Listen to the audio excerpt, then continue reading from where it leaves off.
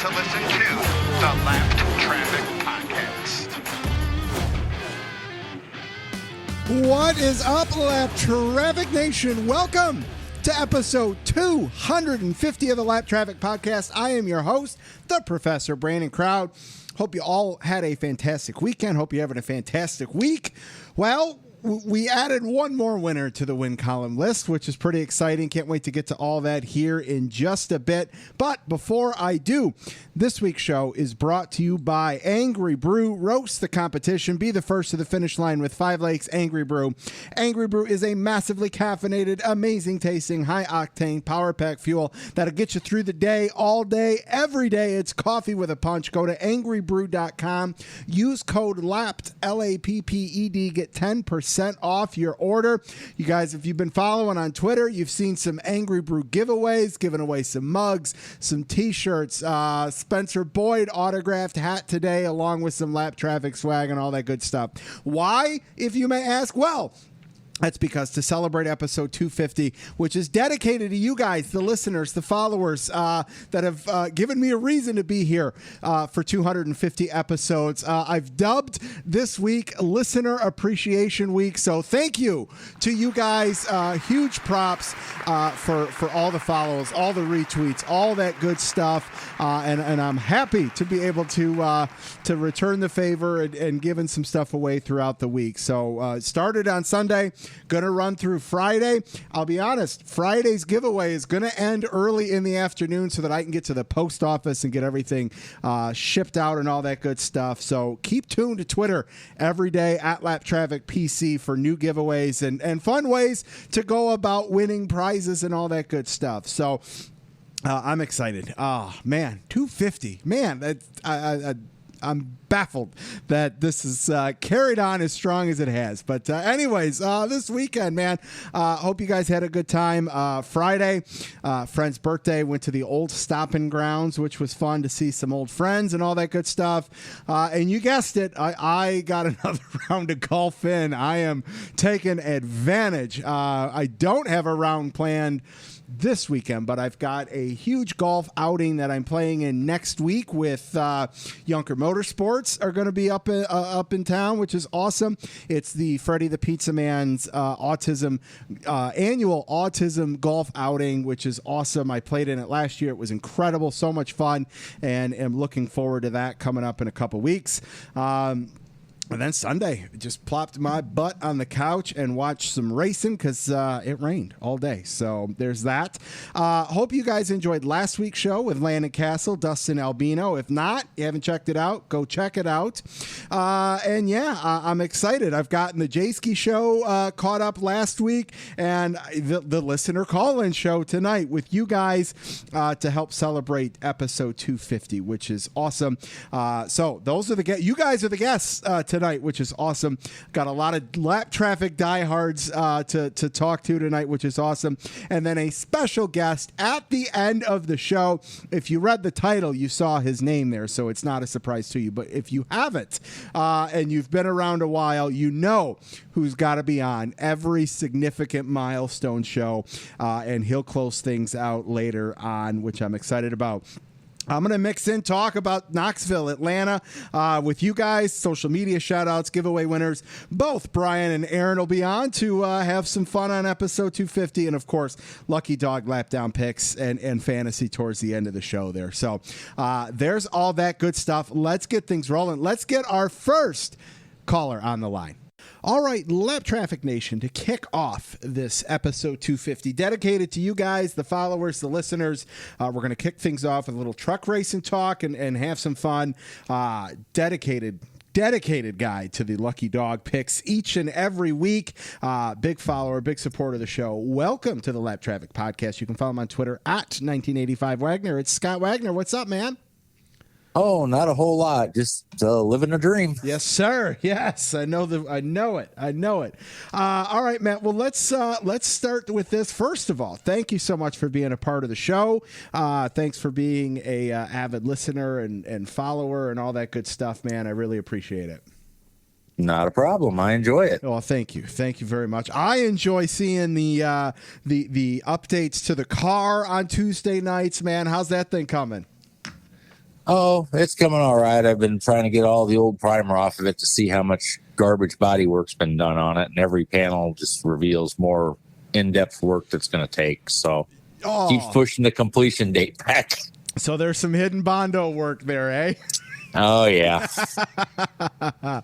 Well, man, listen, you went to Knoxville, man. So kind of, walk us through that experience. What was the facility like? How was traffic? Give us the rundown on Knoxville before we get to the actual racing parts.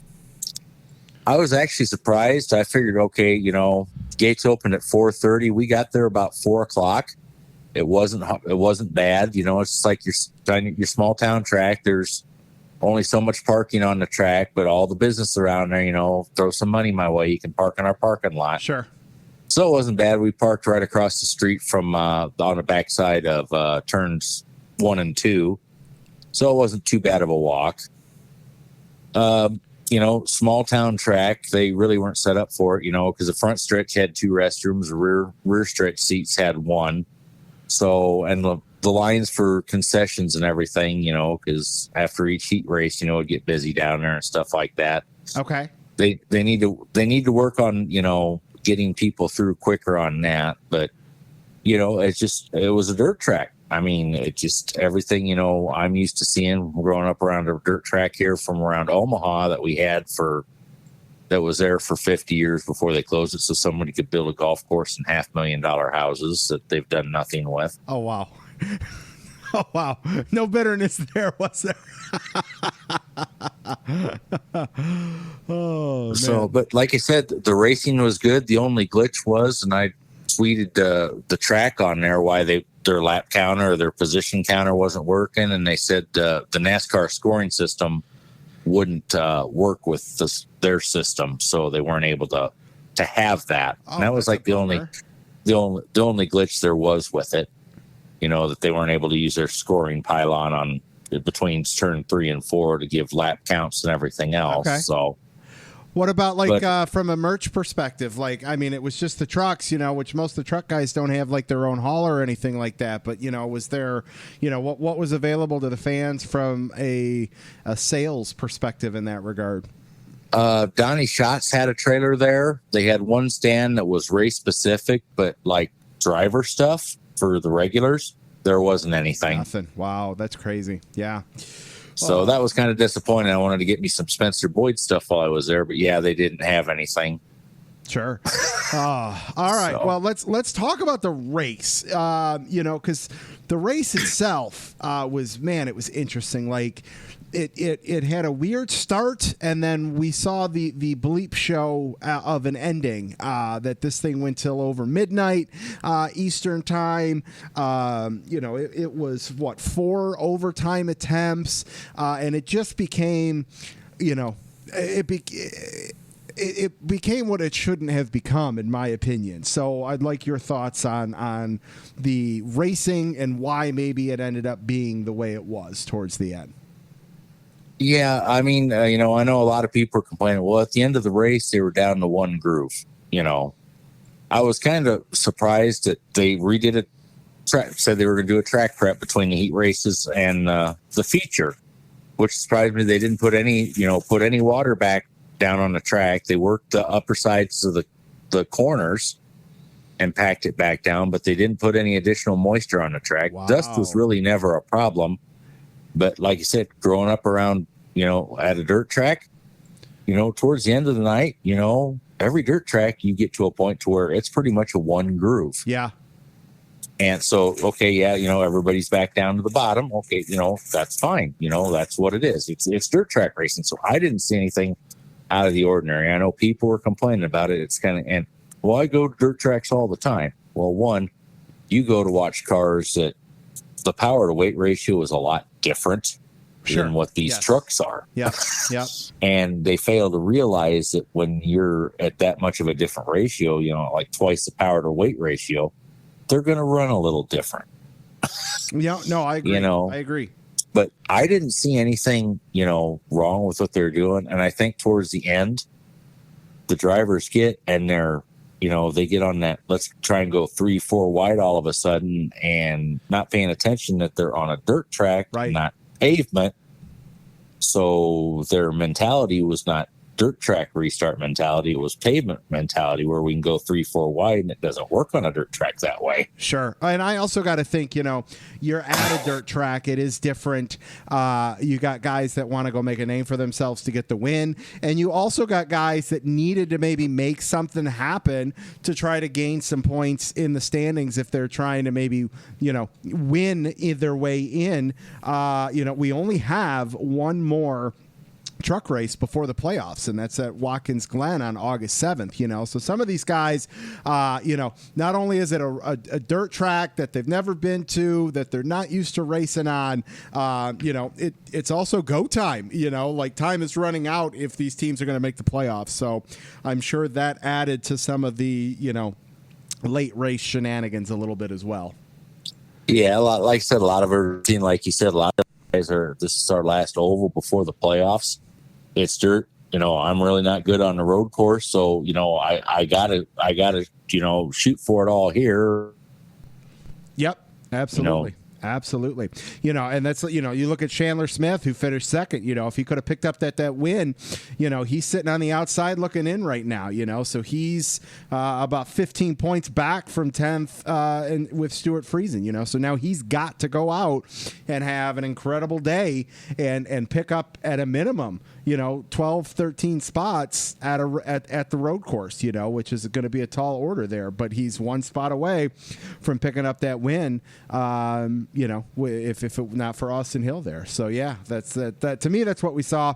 I'm bummed that, we got 3 weeks off for the trucks. It's kind of like anticlimactic in my opinion, going to have this dirt track, all this excitement, and then boom, 3 weeks off before they start the playoff. Like, I would have rather them at least, get the regular season done before the break or something like that. But yeah, not to be. All right, man, let's see here. What'd you think of the racing at Atlanta? Kyle Busch picking up the win on Saturday, Kurt Busch on Sunday. Yeah, the Xfinity race, I really didn't see any surprises in there, and Ashley Kurt, dominating. But, you always hope that something would happen. But, there wasn't anything super out of the ordinary for the Xfinity race that I saw. But on the Cup side, a lot of people, and you see the debate back and forth about Kyle mad at Ross Chastain. He blocked me. He's a POS, he's a melonhead, blah, blah, blah. I just look at it as, Kyle, you're a champion. You've had the same spotter for years. If between the two of you, you don't realize that the 42 is a teammate of the 1, you know what? That's on you guys. Yeah. Yeah, no. And Ross said that they told him that Kurt said he prefers the bottom. Well, at the same time, at that time, Kyle's leading. Ross is trying to stay on the lead lap. He didn't slow down to screw Kyle up. He was still going 100% for what his car would run. Sure. So he didn't do anything, and Kyle was running top, bottom, middle, and all the turns. There's nothing that says he could have dropped down one lane and went and not had to slow up because of Ross. Sure. Yeah, no, I'm with you. You got teammates for a reason out there, and sometimes they can help you. And you get people mad he shouldn't have done it. It's kind of now. Yeah. There's been stage breaks where teammates are getting ready to lap a teammate at the end of a stage break, but they've got enough lead to slow down so they don't lap their teammate. Right. Help their team out. Hell, look at who was it? Kurt Busch let Joey Logano stay on the lead lap at the end of stage 2 there. Kurt easily could have passed him and did not, Yeah. So, I mean, it's... But, the teammate thing works back and forth. Sure. Yeah. The only time that it really blew up was the whole Michael Waltrip Spingate thing there years ago. Yeah. That was completely intentional. Ross didn't slow down on purpose. They can look at all that telemetry. Absolutely. It's just, it was a bad choice by Kyle and Kyle Spotter to not realize that this is a teammate, Sure. No, I'm with you there 100%. Well, man, thank you so much for being a part of the show tonight. I appreciate you. Where can everybody follow you on Twitter? It's at Wagner 1985 or at 19, whichever way it is. I can never remember my own Twitter handle. 1985 Wagner, if memory serves correct. And go ahead. The one observation I wanted to make on the new generation cars, which I think is going to be really entertaining, is doing this independent rear suspension on what this is going to do to the cars on the road courses and how they're going to react if they continue to do the Xfinity dirt race at Bristol, on how those cars are going to react having an independent rear suspension. Oh, yeah. I think that's going to be very entertaining. Well, at all the tracks, really. Sure. No, yeah, absolutely. All right, man. Well, thank you again. Thanks for the support. Appreciate you. Thanks for being a part of the show. Can't wait to see more progress on the car, man, and we'll catch you soon. All right. You take care, Brandon. Thanks for having me on. And everybody, just if you know somebody who ain't following Brandon, you get them on board. Don't be lap traffic. Yes, sir. I love it. All right, man. We'll catch you later. Yep. Have a good one. Thanks, man. We'll see you. Bye. Oh, Lap Traffic Nation, great to talk to Scott there. All right, we kind of got the truck talk out of the way there, and let's keep things rolling. Let's get Lap Traffic faithful Mick Rose on the line. All right, Lap Traffic Nation, joining me on the line. I'm very excited. He's one of the OGs of the Lap Traffic podcast, which is so awesome. He helped run the Fantasy League for a couple years. He's a fantasy player, avid contributor. I'm excited to welcome back to the Lap Traffic podcast, Mick at GoDucks42 _ Mick. Mick, what's up, man? How are you?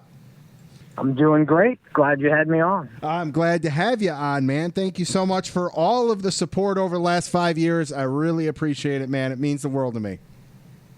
Oh, it's been fun. It has been a crazy ride. Like, I never would have thought in my wildest dreams, how long it would have lasted. How long will it last? Who knows? But it's definitely been fun. But Mick, you're not having fun in Lap Traffic Fantasy this year, are you, Mick? Well, no. I missed the boat on that one. Yes, 64th in standings. I think once everybody kind of caught on to the what we're going to have to call the Kyle Larson rule and the caveat that's created, then it really kind of made it hard to gain spots. So hopefully, all the kinks have been found, and next year will be even perfect when the Kyle Larson rule will not be in effect. Yeah, it was. Once you were in that hole, there was no real climbing out. But I didn't help myself either because I just made bad picks along the way. Even Oh, that's great. But, well, listen, man. So we'll talk a little NASCAR, but I'd love to hear. You're a big fan of racing in general. You are a diehard local track fan. I know you go to a ton of sprint car races, dirt car races. You got a busy week coming up. What are you taking in this week, sir? Well, on Wednesday night, it's Beloit, Kansas, Solomon Valley Raceway. It'll be the National USAC Midgets, and then the J Huskers. And then just like 10 minutes ago, they announced Chase Elliott will be racing there in a midget. So that's an added bonus. That's awesome. Yep. So he'll be showing up to Beloit, which is in the middle of nowhere, Kansas, in a town that's, I don't know, maybe 1,000 people, couple thousand. I do not. There's not very many people there. I think they got a Dairy Queen and a Sonic. Is about it. What? How many fans? What's the capacity limit there? Oh, I do not know. It's not very big. It's probably a quarter-mile track in the front stretch. Is the stands, but it'll probably be crowded this week. Sure. There's. As a track promoter, to get word that Chase Elliott's going to come run there, it's like, man, can I change ticket prices for the seats that aren't sold yet? But that's got to be cool. So, will you, I know you'll see a lot of times on social media or whatever at the local tracks, drivers, if it's a big name, maybe just walking around because the fan base isn't so big and all that at the track. Will you, will you stick around? Will you try to get a glimpse, or whatever with anyone like that, or no? I do not know. I normally could, but I have to work the very next day, and it's an hour-and-a-half trip back. Fair enough. So I'll probably do a turn and burn on Wednesday night. I'm leaving work early, and then I'll get there, and then as soon as they're over, I will probably head home. But I think everybody will be going to the pit, so it'll make getting out easy. You won't have any issue. Yes. Yep, because everybody will go down there to see Chase Elliott. But it's crazy. It's a small little town. I've seen Christopher Bell there, and he's raced there. Brian Clausen, I've seen him win there. There's been so many people that have, it's just middle of nowhere, Kansas. They show up, and I like it. And then on Friday and Saturday in Fairbury, Nebraska, will also be the midgets up there, and we will go up there for 2 nights to watch them. So got a busy week of USAC racing. That's awesome. So who are you taking with you to all these races? My wife is going. Excellent. That's so cool. She get into it too, or is she just along for the ride? No, well, I doubt she would ever show up at a racetrack if it wasn't for me, but I say, want to do this, and she's awesome. So she's like, let's go do it. Awesome. So she goes around and always makes it enjoyable. That's awesome. That's great. I love that. All right, Mick, what'd you think of this past weekend in Atlanta? Xfinity race, Cup race. What'd you think? I liked it. I liked the Cup race. I didn't catch the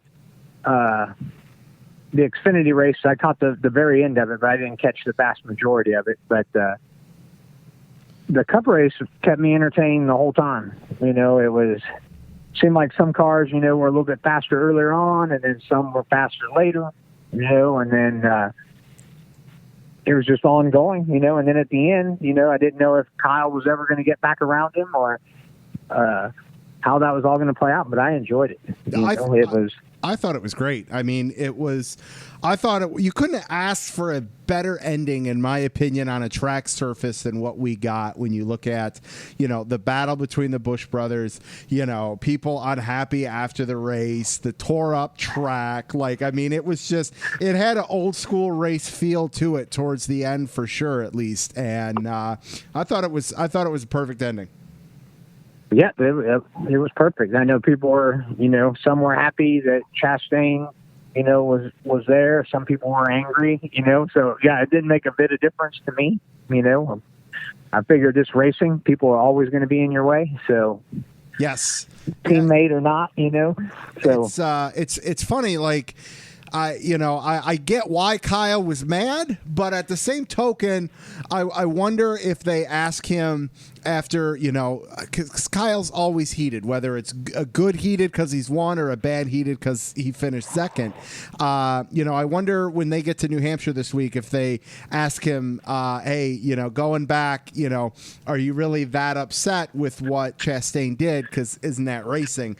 I'd be really curious to see if once he's cooled off, if his perception on that whole thing is different. Yeah, I don't know.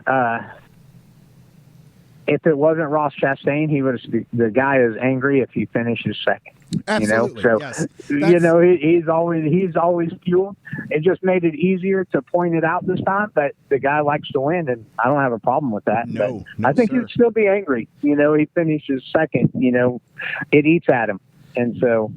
Yeah, you're right. It 100% eats at him. Like, I think he'd almost rather wreck out on lap 1 than finish second in any race. Yep, I believe so too. It just eats him up. Yep. Finishing second is his kryptonite. He absolutely hates it. All right, man. The repave, man. What are you a fan? What do you think? Well, I knew it was going to have to be repaved at some point. I don't know about I'm not a track expert. I don't know how it's going to play out with the new car. I'll just wait and see. We'll get a new car, new track, and see how it plays out. Either it'll be great, garbage, or somewhere in between. It'll still be a race on a Sunday, and I'll probably watch it. There you go. See, that's if 80% of Twitter could get that mentality, like, man, we'd all have a lot more fun on social media. I know. Everybody's there's a lot of angry people. That there are. All right, Mick. Well, listen, man, thank you so much for being a part of the show tonight. I appreciate that. The support, the follow, the listen, all that good stuff. I hope you have a blast traveling around. Stay safe. Enjoy the races this weekend that you're going to. Where can everybody follow you on Twitter? Oh, it's Go Ducks. It's Go Ducks 5 now. I changed it to 5 from 42 _ Mick. We did. Yeah, all right. I'll have to make a note of that. Yeah, we. Oh, it's all good. We switched teams. You know, it happens. Fair enough. Yeah. All right, Mick. Well, listen, thanks again, and enjoy the racing this weekend. All right, you too, and thanks for having me on, and continue the great work. Thanks, man. I appreciate you. We'll talk to you later. All right, have a good one. Thanks.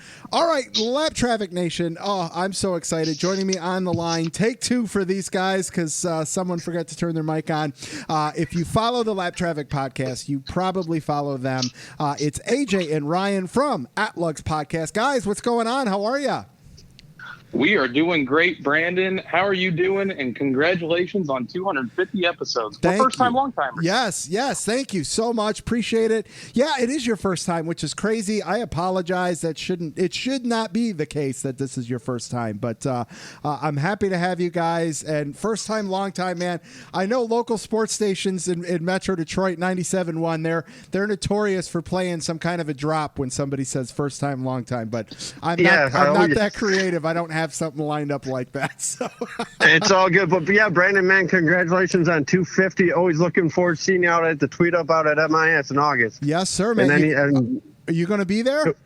Yes, I will definitely be there. Hopefully I'll have a couple of the buddies with me. So I know I have one for sure, trying to get one or two more. And we'll definitely be up at the Tweet Up saying hi. Got a couple bumper stickers probably passing out to a couple fans out there. So definitely looking forward to it. Always catching up with you guys is always great. Awesome. Yes, sir. If you have a bumper sticker, I need a bumper sticker. So yes, that little switch needs to happen for sure. Yes, the company I work for, it's a sign company. They made a bunch of bumper stickers for us, so I'll get them down to you out at the Tweet Up. Awesome, I love it, fantastic. All right, guys, let's talk about your podcast for a minute. Where are you guys at? What number? What year were you guys at? We are, and we started this in 2017. We are now up to episode 105, so we're coming along. When we did our 100th episode celebration, we did drop a thank you to both, your podcast, Lap Traffic Podcast, PTM Racing Podcast, because between you, Brandon, Sherwin, and Rusty, you guys helped us out a ton in getting us started. And I don't think we could be where we are now if it wasn't for the help and support of you guys. So, thank you. Congratulations for the 250. It's been pretty wild. Thank you, man. I appreciate that, and congrats on hitting that century mark. That was like a big thing. Like for me, I remember, like, man, I want to get to that century mark and that triple-digit show number, because then that means you got a reason to be there. So that's awesome. I'm glad you guys are here. I feel bad, if I'm being honest. Like, there's just so much in the day that comes across the timeline and stuff. Like, I feel bad because I don't feel like I retweet enough of people's things, whether it's your guys' Sherwin, like there's the EG3 podcast. There are so many awesome people that I've gotten to talk to over the last 5 years.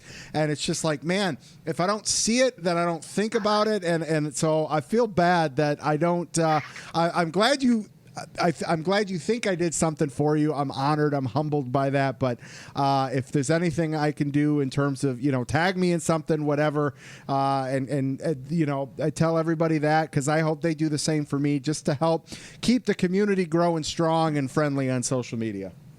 Yeah, we definitely love doing it. So we definitely have a blast. We listen to all the episodes that you guys put out. We definitely enjoy it. It's definitely the racing community is what I like to call it, the podcast community. I love it. So definitely looking forward to it. Yeah, no, for sure. There's like I said, I donating this one to the list.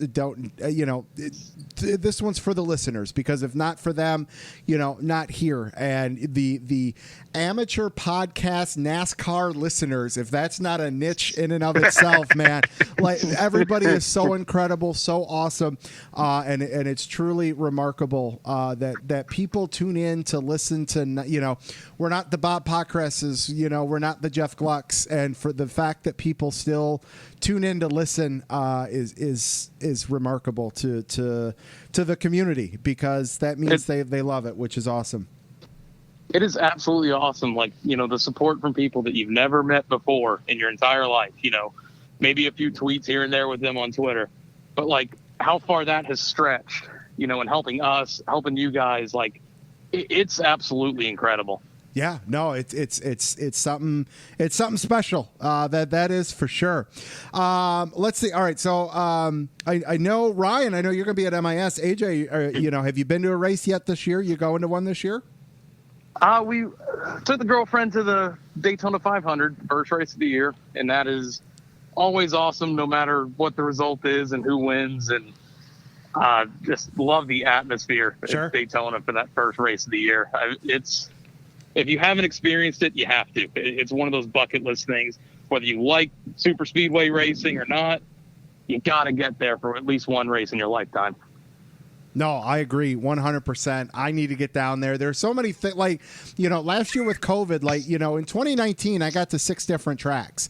And I'm like, oh, man, I got to keep this momentum going in 2020.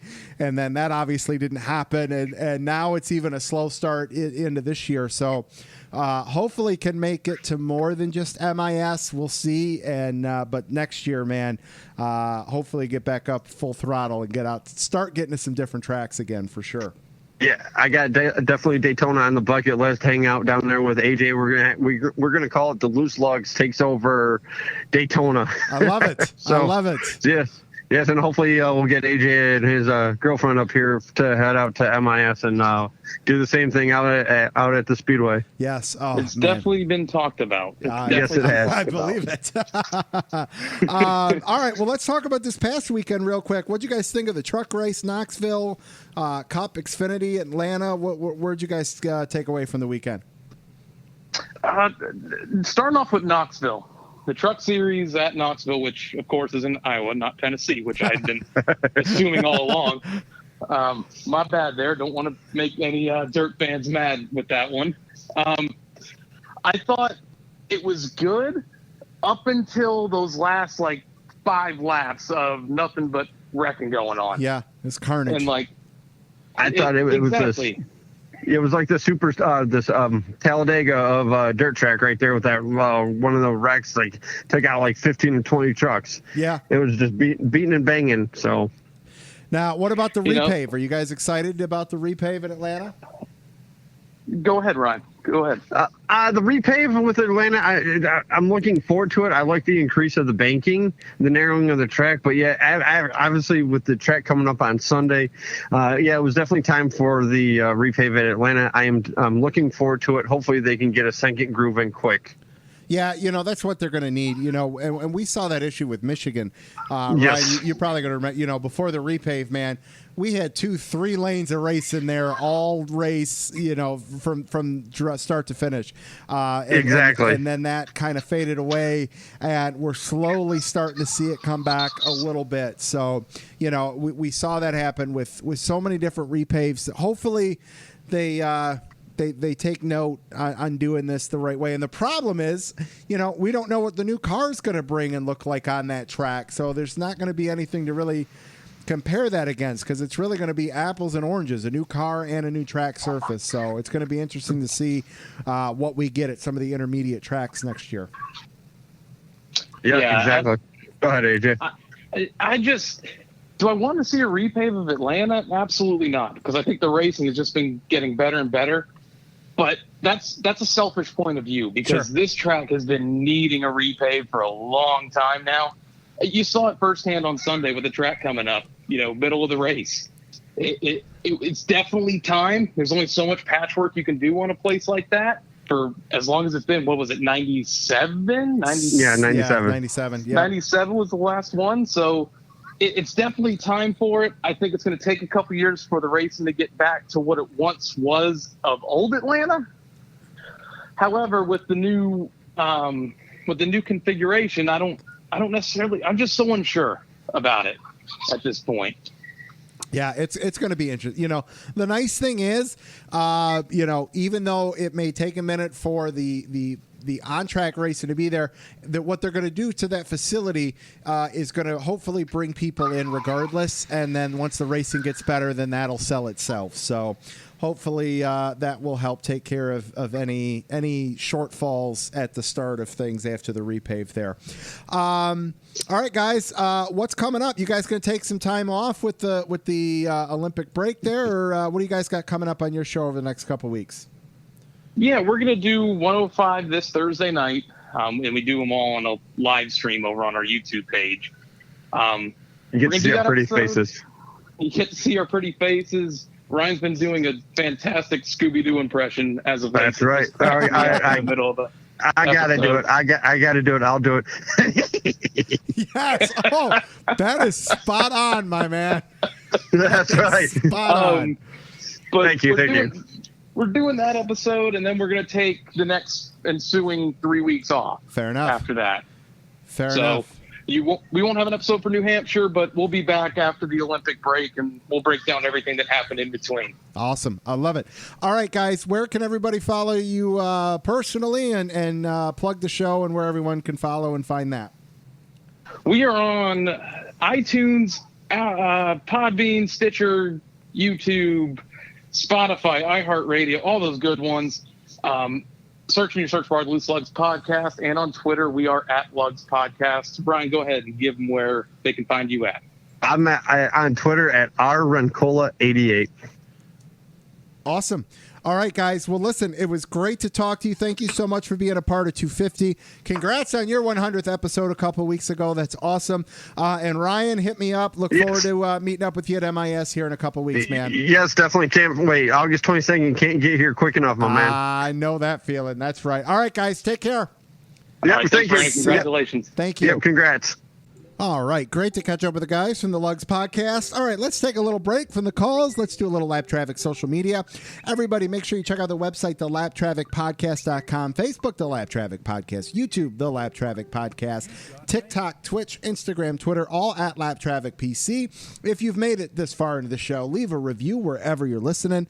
Listen to the show on iTunes, Podbean. Go tell your friends they can find the show anywhere, just about anywhere. Giveaways all week. That's right. It's Listener Appreciation Week for episode 250. We gave some stuff away on Sunday. Ron at our Tater picked up a Lap Traffic prize pack last night. Michelle Alexander at Race to Hunt picked up a Angry Brew Lap Traffic prize pack. And today, that's right, we got one for today as well. Let's see what we got for that. Winning a Spencer Boyd autographed hat and some Lap Traffic swag is Kessel at Kessel_19 MTG. Guessing a Martin Truex Jr. fan there. Congratulations. Shoot me a DM and I will get that out to you. I'm going to get all the prizes out on Friday, that's for sure, so that hopefully early next week everyone gets all of their prize packs in the mail. All right, we got some new followers. RaceFan18 at RaceFan182, big NASCAR fan. Just Mitchin at Just Mitchin, Packers fan. Oh, I'm not sure about that. That's just because I know you're going to whoop the Lions twice this year, but that's okay.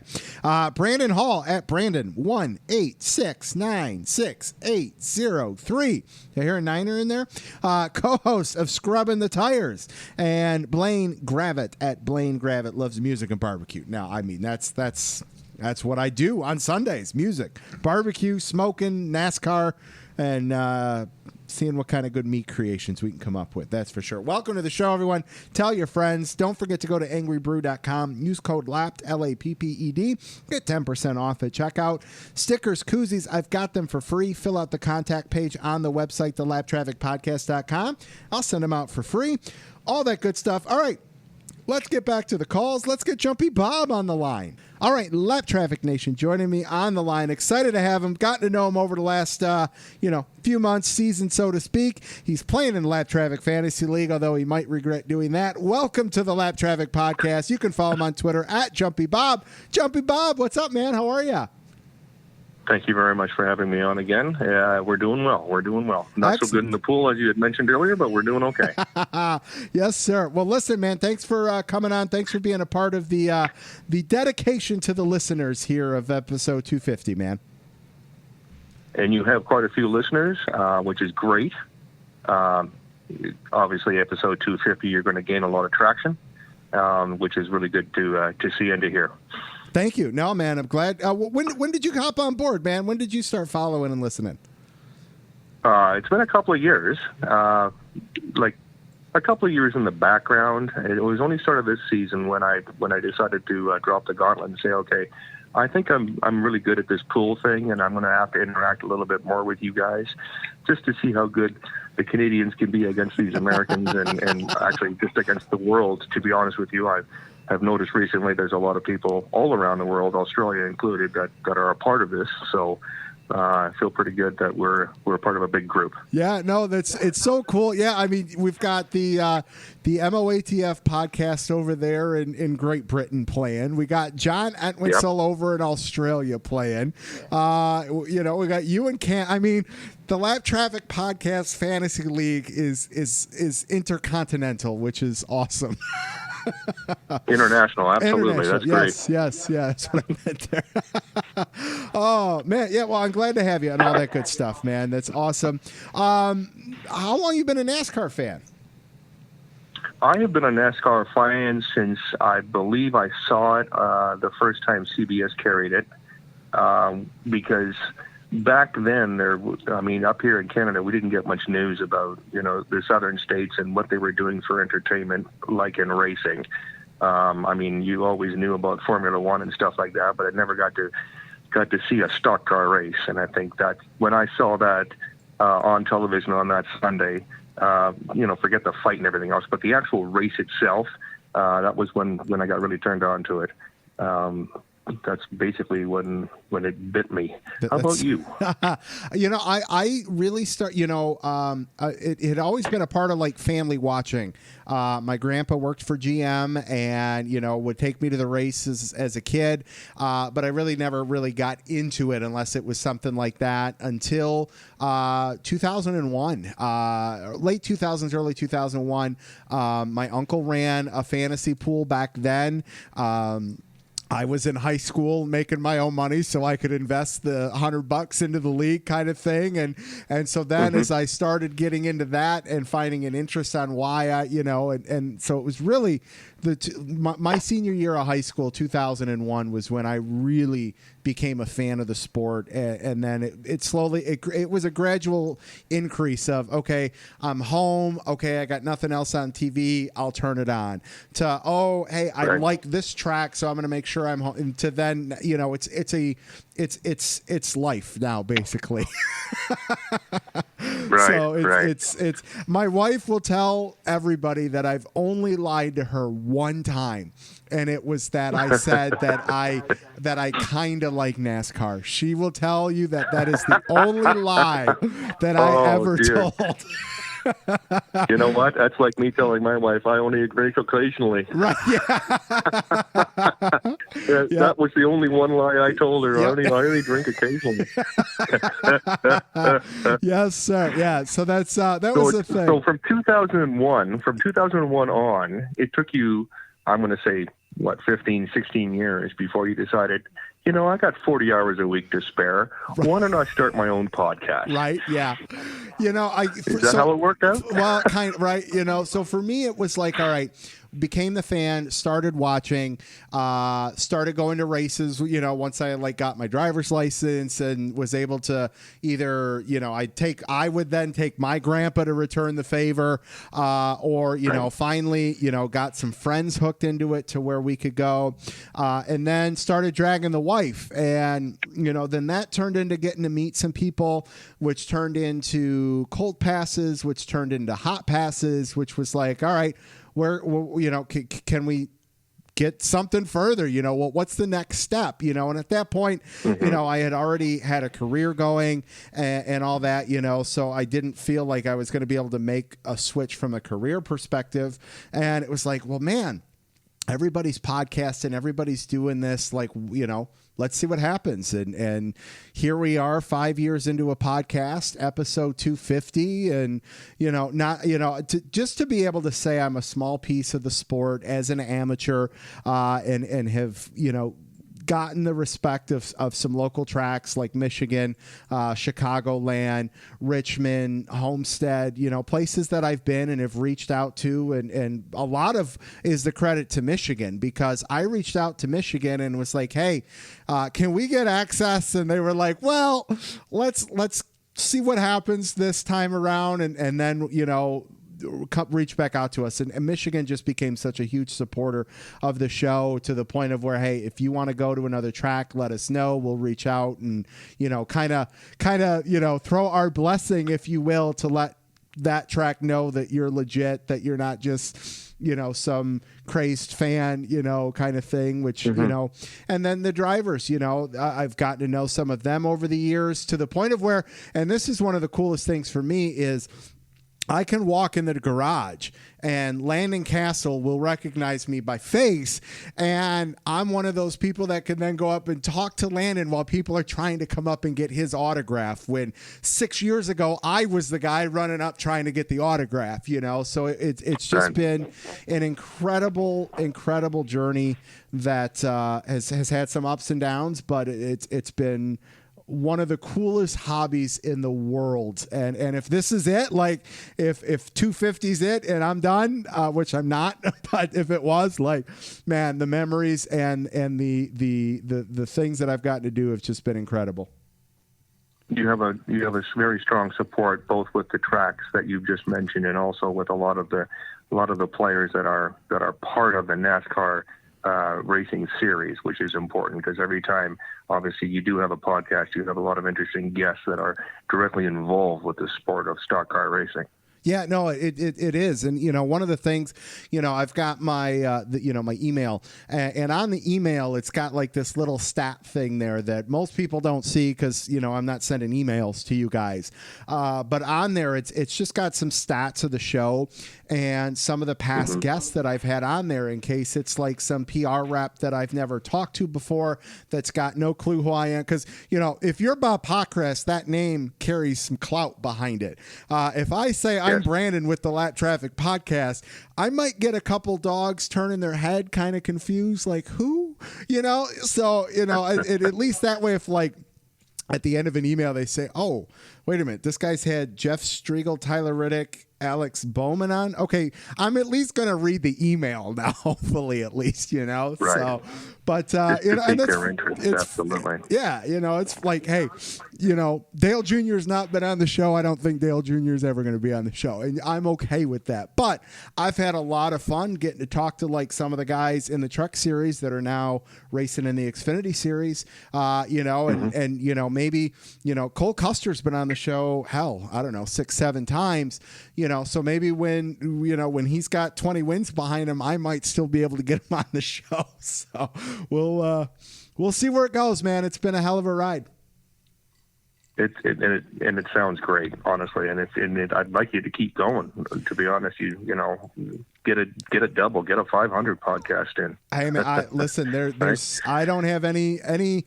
There's nothing on my radar that says I'm gonna have or need to stop anytime soon, which is awesome. Part of that is as we joked a little bit ago about my wife.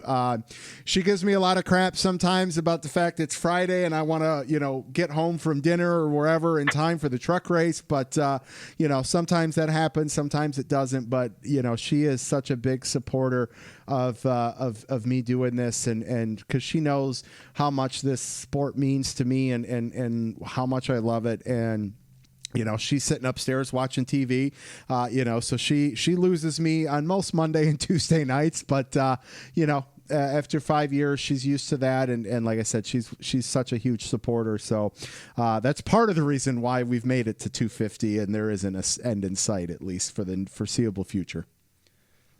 Fantastic. It's absolutely fantastic. Well, man, I feel like you've led me on a lot of stuff here, which I appreciate. I don't talk about it too often on the show, so thank you for that. But man, what do you want to talk about? Atlanta? What else do you want to talk about? Well, there's a lot of interesting things coming up within this series that have a lot of people. Obviously, being part of the podcast and part of social media, the way that you are, there's a lot of positive and a lot of questions and a lot of negative going on within the sport of stock car racing right now, which I don't remember ever having been that way emotionally for so many people that call themselves fans, and maybe they are fans, don't know. But there's a lot of hype out there of pretty much like a armchair quarterbacking, if you could say, of how NASCAR should run their business. But they've been at it for 73 years now. They started strong. Bill France Sr. was not one to be fooled around with. He knew he had a direction. He had his son involved in that direction. And although a few hiccups and growing pains happened in the past, I still think they have a very good entertaining very good entertaining product to share with everybody, that wants to be a part of it. Back before the whole social media thing started, where you could instantly find out information from other people and their thoughts and instantly find out racetrack information and races in general. There was a lot of we can call it latency in that information. So a lot of people would have calmed down after the race if there was a race and there was some question marks. Bill France Sr. had a pretty good tight thumb on everything, and they played, and he knew what people wanted, and he gave them what he wanted, and he found out with the attendance increases over the years when he was in charge, he was putting out a good product. And up to, the present point, I still think that it is a very good entertaining product. All aside, the problem that I have with this whole thing is I know too much. And I think a lot of people are in the same boat because of the social media aspect, because information is so readily available from every aspect of the sport, whether it be team owners or drivers or cars and what's coming up in the future, because everyone's very thirsty for that knowledge and then base their understandings of how this sport is going to go forward. And I think the social media thing is both a blessing and not so much of a blessing as it relates. Yeah, I would. What do you feel about that? Considering you have a podcast, how do you feel about that? Well, that's right. Yeah, so that's the thing. Like, if not for social media, I don't have the platform. And then but because of that fact, then everybody's got the platform and everybody's got their opinion, and anybody that can sign on to any social media account can go out there and put their opinion out, and it just depends. Do you have two Whether followers? Whether it be positive or negative. Right, exactly. So if that person's got 2 followers, well, not a lot of people are seeing that. That post. But if someone's got 1,000, 5,000, and for me, social media, I've always viewed it as a pyramid scheme, because all it takes is one retweet by the right person, and then it blows up, and it's a pyramid upward versus a pyramid downward, and it's just. It's like I said, it's double-edged, because without it, I'm not here, so from that regard, I love it. I try to avoid as much negativity as possible, because I'm not getting paid to do this, right? So I want it to be I want it to stay fun. I want to be excited about Tuesday nights. I want to be excited about going to the race, and I think that when you look at today's society, I guess, if you will, in the I want it now and I can get it now. It's not so much I think that I want things now, it's that you can also get things now. And when you look at the entertainment value, like you were talking about, I think NASCAR is one of the best dollar to if you're going to put in a ratio perspective, a currency note versus equaling the value of entertainment. Like, you can't go to a football game in the United States as cheap as you can go to a NASCAR race. But the problem is that's definitely a one-day show. Whereas, from a stock car NASCAR perspective, it's definitely a lot more planning. There's definitely a lot more involvement, because odds are it's anywhere probably between an hour hour to 3 hour drive one way to the closest NASCAR track in your local town. So now, double that or even 2.5 times that by the time you plan on getting out of the racetrack, plus the time that, it's a much greater commitment and you have to dedicate a lot more time. And I just think people don't have as much free time between demanding work schedules, limited, resources because, the kids are in softball and travel baseball and travel hockey and we want to go to a baseball game and a football, and I just feel like there are so many options available to the consumer that I think that's why, and that plays somewhat of a role in terms of why maybe attendance and viewership is down. But when you look at the social media side of things in terms of, what we're measuring today off of, TV ratings don't mean as much as hashtag ratings do and impressions do and, all that kind of stuff. It's a new era in terms of what we're going to deem it success off of. So if we're just looking at butts in a seat and eyes on the TV, of course that's down. That's going to be down across the board, I think, in most sports. But when you look at other aspects in terms of where your engagements are, I think maybe it's up a little bit, So I would agree with you. The long-winded way to say, I think the sports, like you said, it's been around a long time. There's things that can be done, I think, to maybe help it. And I will sound like a broken record because I think this would be great for the sport. Like you said, we've all got an opinion on how we can change it. I look at what the World Wrestling Entertainment did with their WWE network for a $10 a month subscription, and what I got, I felt that was the best $10 a month I spent. And we all waste money on stupid things, and it's like if NASCAR came out with a subscription-based service, sure, you might lose viewers, but you might bring in more money from your dedicated fan base for $10-15 a month, knowing that they've only got to go to one place and they can get everything from practice to qualifying when that comes back to the races to special programming, whether it be, we see stuff during rain delays and maybe we get something on one station or another station on, a driver or a history lesson kind of thing. If that was all in one spot, I'd pay $10, I'd pay $20, and I think that, maybe we'd lose viewership and some broadcasting money, but there's ways that can be made up elsewhere and take advantage of where we're at in today's society. I agree. And you know what? They've actually I think Fox tried that with Speed TV, which by the way, I bought into, I was dedicated to, loved it. They didn't only have, obviously, the stock car racing aspect of it, but they had all the other racing as well, which, although it wasn't really as popular and wouldn't be as very popular to as many people, I just love racing.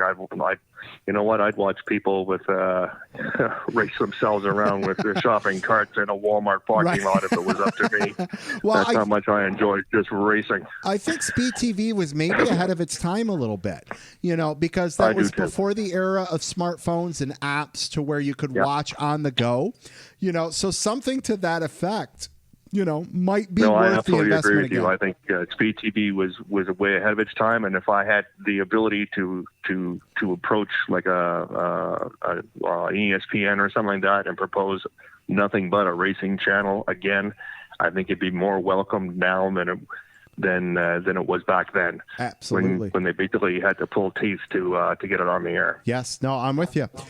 All right, sir. Well, man, I have thoroughly enjoyed this conversation. We probably need to have a few more of these. Tell everybody where they can follow you on Twitter. You can follow me on Twitter at Jumpy Bob. I post a lot of car pictures, mostly of Hot Wheels. I very rarely get in. I absolutely do not get into politics, but if you want to enjoy some Hot Wheels from my Jump Hot Wheels collection, you're more than welcome. I'm really actually a nice guy and don't really cause too much trouble on Twitter. I've never been blocked once. I love it. Well, man, thank you so much for being a part of episode 250. Really, really glad to have had you on. Enjoyed that conversation there and look forward to talking to you soon, man. Before we go, I got to ask you just one more thing. Yes, sir.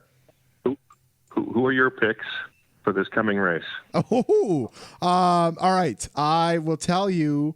How about off the air? Because I haven't done the fantasy segment yet. Oh, absolutely. You're right. That's part of the show. You're right. That's my bad. Okay. All right, no problem. Hang I'll on the wait. line. Hang on the line. All right, Lap Traffic Nation. That's Jumpy Bob. Look forward to talking to him real soon. All right, Lap Traffic Nation. Joining me on the line. Little late minute programming change here. It was planned to have both Brian Newdorf and Aaron Studwell. However, Brian had something pop up last minute, so he is unable to attend. But joining me on the line, you can follow him on Twitter at RaceWeather. It's Mr. Aaron Studwell. Sir, good evening. How are you? Good evening, sir. I'm doing well, and happy 250. Thank you very much. Thank you. Yes, you've been around for a good chunk of them 250. If I was good, I would have gone back to see what episode was the first one, but that just popped into my mind as you said that, so that's not something I can do. But it sounds like you have a homework assignment for the weekend. Right. Well, what I can say is I believe this is your third year of doing this, and I believe you started at the start of season 3. That would be correct. So if that's the case, moment, please hold here. Hey, are you watching the All-Star game tonight? Yes, I'm going to find a fine beverage. Okay. I'm going to put my feet up, and I'm going to lean back and watch the baseballs fly out of, what's the name of the park now? Of course, it's still Coors Field. Yes. Yeah. Okay, just checking. They do change every now and then. Yes, I love it. All right, now that I let you talk for a minute, that allowed me to go back to the website. And I can tell you that season 3 started with episode 108, but that was obviously before things kicked off. I see that Dan Wetzel from Yahoo Sports was on episode 111. That was probably before Daytona. So I'm going to guess you started around episode 112-ish, and here we are at 250. So over 100 episodes, sir. Wow. So well, that's and I'm still awesome. not tired. I'm still not tired of talking to you. Well, I mean, I'm not sure if that is a credit to me or a credit to your patience. So I'll give credit to a little bit more of your patience with me for as many times as I've messed up your show. Nonsense. Both with I'm more thinking of taking it off the rails.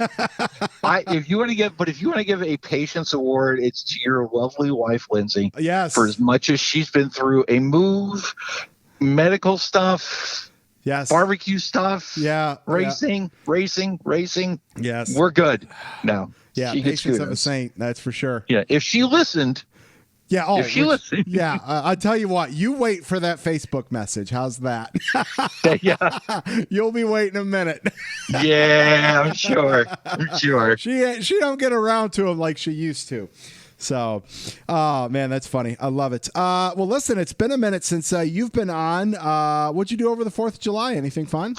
Honestly, I think I'm all out of my boxes. Excellent. Although I am missing a pair of shoes. Oh wow! And I don't know how that happens.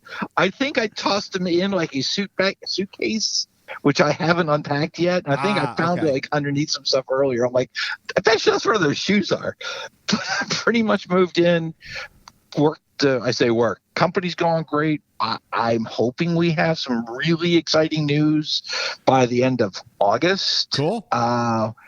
And we're just, we've got, Voyagers on with Landon for the rest of the season, but we're working on, I just closed an associate deal with a Michigan football Todd Plate. Nice. So we are working the Michigan connections. And does that mean you'll be here in Michigan for the August race? It looks, unfortunately, no, but I will be at a race. If I can close, we're working on an 8-race deal for my open wheel driver, and that would put me at Gateway. I'm sorry. WWT, WWE. Yeah, right. I always want to say World Wrestling. St. Louis. Yeah. East St. Louis. Excellent. For the Bomberito race. Okay, sweet. Good deal. That's fun. All right, let's move a little more current. Atlanta, Knoxville, man. That truck race almost killed my tea time and me getting up for Saturday. Thankfully, I persevered through that. I'm just sitting there, and it's like, oh my God, this race should have been over at 10 o'clock. Why are we still racing at 11:45? Why are we racing after 12? No, that was my whole thing. I'm like, hey, look, the white flag. I was just about to wave it myself and surrender. I was close.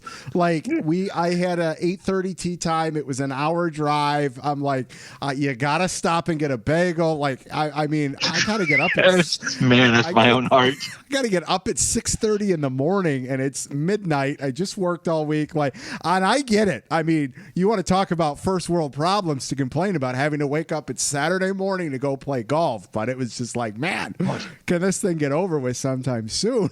Yeah, that was just a fustercluck. That was just a debacle is a nice word. Yeah. Oh yeah. And it's rare I say I watch Eric Estep. Oh, but he YouTube guy or something, right? Yeah. Yes.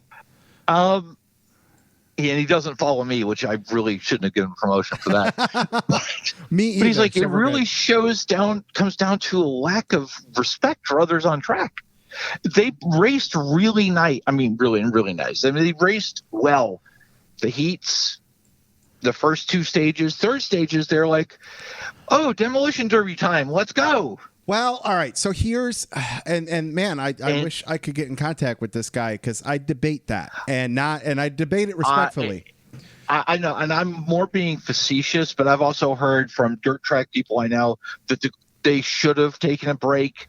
They should have watered the track. They should have put that inside groove back in. Yes, they should have groomed. Yes. They should have groomed the track at some point, and I think at the stage breaks, when you had those I hate to say non-timed, those longer where you're not changing position stops, I think that would have been a perfect time they did do it, because they did it at the Bristol race, and it worked out really well. Oh, absolutely. Well, and I agree to that completely, and I talked about this a little bit ago, but I 100% would also add to the caveat of why that became such a cluster bleep at the end was because once you, I mean, I know the old adage, caution's precautions, but once that becomes a factor, once it becomes trucks, once it becomes dirt race, and I think this part is missed because I don't feel they highlighted it enough on the broadcast. We've only got one more race before the truck playoffs start. So this is go home time, basically. Like, these guys that wanted to have a shot to either pick up points, bump somebody out with a win that's outside the top 10, this was their chance because it was dirt, and maybe taking advantage of it, or if they know that, they're going to suck on the road course next in a couple weeks at Watkins Glen. This was it. And, so I think you add in the fact that the track needed some extra maintenance, and plus that aspect, that's why I personally feel we went to 4 overtimes in a truck. I agree. That's a great observation. And here's another one. It's not to trump yours, but this is a question for you. And I remember at Bristol, they went to single file restarts. Should they have done that maybe after the first green-white checker? Green-white mess. I mean, we saw that at Bristol, right? And to me, my thing is, man, like, I've had people ask me to change the rules in Lap Traffic Fantasy to stop Kyle Larson from being able to be picked every week. And I'm like, I get where you're coming from. And yeah, that makes sense. But the season and the segment and all of this have started under these rules. And people were able to take advantage and use that and strategically play around that. If I change that now, I'm going to piss a lot of people off. And so for me to go to single file restarts mid race, like, I think I don't like that. Like, you're like, hey, let's just randomly change a rule mid-race when that's not how we did it last week, and that's not how we're going to do it next week. Like, so I'm not a fan. I understand why, but I'm not a fan of that. Yeah, okay. I was just curious. Yeah, just curious about that. But I think the playoff observation or playoff implications observation was key there. Yeah. Oh, for sure. Well, I think so too. Not to toot my own horn, but I will. If you could do that, you'd never leave the house. Go ahead. All right, man. Well, listen. So I've kind of teased it a little bit, but I'll make it official. I'm probably going to do a short show next week, and I say that because there's not going to be any fantasy to really do. There's no weather to have next week. So going to take a couple weeks off after next week's short condensed show. So this is going to be the last weather segment here for a couple weeks, sir. I'm fine with that. Yeah. That's fine by me. Yes. Here's the thing, because we'll stay in touch. Yes. We'll continue to talk sports. Yes. We'll figure out the Michigan show. Yes. And we'll figure out how we can meet in Pittsburgh or Youngstown to give me some of your barbecue. All the things. Yes to all the things. So we were talking a little bit before the show. Like, I have gone straight through every season for like the last 2 years. I don't think I've missed a show during the season, and it just makes sense, man. So you're the Cal Ripken of podcasting. There we go. I love it. You could put that on the back of a shirt, right? Yeah, Iron Man. Podcasting Iron Man. Yeah, there you go. I love it. So that said, let's get our last weather update here for a couple weeks. How are we looking for Loudon, sir? Bring ponchos. Okay. Bring ponchos. If you're going, bring ponchos. Not just for Larry the Lobster. Cold front sitting really kind of across the St. Lawrence Valley, which is that river that runs down through Quebec. Saturday, cloudy, southerly winds, so I have a little bit moist air coming in and chance of rain. Pretty decent chance of rain. Sunday's a little bit more iffy. I think if the front passes, which it's kind of forecast to do, but look at the weather service, they don't really agree with it, and I'm not sure why, unless their stuff's old. Cloudy again. Morning rain going into afternoon showers. There is a potential that they become more scattered. So I think that's what you want to hope for. Northerly winds. I don't think the skies are going to clear. High only of 70 on Sunday. I mean, it's been rough up here. I mean, you're in the Midwest East now, if you will. Yes. And I mean, the weather in Michigan, Metro Detroit, has been unseasonably chilly, cloudy, overcast, and breezy, and it's rained, more days than it hasn't. Yeah, and you got a pretty decent chance for some pretty bumpy weather tomorrow with some severe storms too. So hey, as long as it clears, I mean, it do what it wants Monday to Thursday. I could care less, right. So, but yeah. Fun times. All right, sir. Well, listen, everybody, make sure you follow Brian Newdorf on Twitter at NASCAR_WXMAN, along with yours truly, Aaron Studwell at Race Weather. Sir, it was great to catch up with you. Thank you so much for being a part of episode 250, and we will catch you in a couple weeks, sir. I'm just thankful you asked me to do this in late 2017. I'm glad I said yes. Glad to be part of the show. Glad to be part of the team. Thanks, brother. Appreciate you. We'll catch you later. Talk to you later. See ya. Bye. All right. The dogs are barking. Yes, it is time for this week's Lucky Dog and Lapdown picks. You guys know the drill. After the checkered flag drops, you can tweet me your picks, and I will read them back on the show. My lucky dog of the race weekend is the Bush brothers. Kurt and Kyle each had something to celebrate this weekend, and to you guys, the listeners, the followers, for giving me a reason to be here for 250 episodes. Thank you so much. My lap down truck race, and you guys know how much it pains me to give the truck race a lap down, but it is warranted this week. And Kyle Larson, because of course I picked him in Lap Traffic Fantasy. All right, let's get to your tweeted responses. With Scott, 1985 Wagner, who you heard a little while ago. Lucky Dog Kurt Busch with a turn of help from Ross Chastain. Lap down as a tie, Kevin Harvick, Denny Hamlin from dominance to doormats this season. And he sent in a late ad as well for a lap down. All the KB fans mad at Ross Chastain for helping his teammate. 18 driver and spotter didn't see it coming, as purely on those two for not thinking about it. They don't realize same thing has helped KB win races before. I love it. Jeff At JBev1789, Lucky Dog, how about Kurt Busch? He and the 42 have had speed the past few weeks. Clutch win, lap down, Stewart House Racing. I guess I need to stop thinking the turnaround is coming. They're just way, way off, and it's mind-blowing. Yeah, if you saw what Rodney said a couple weeks ago in an interview, something about just like at this point they're not going to be able to get the speed with what they'd have to go through to be able to find it. So we'll see what happens there. Maybe he's playing with us. Who knows? Brian at Stormin B81, Lucky Dog, great run by Kurt Busch to punch his ticket. Lap down, the fans who thought it was a bad idea to repave the track. LOL, it needs it. Jess at Iowa NASCAR fan, Lucky Dog, Kurt Busch got one for the old guys. Lap down, the people that kept saying or thought the Knoxville race was in Tennessee. Yes, good call there. Rowdy at the Rowdy Dragon, Lucky Dog, Kurt Busch winning the family feud with a great battle in the closing laps.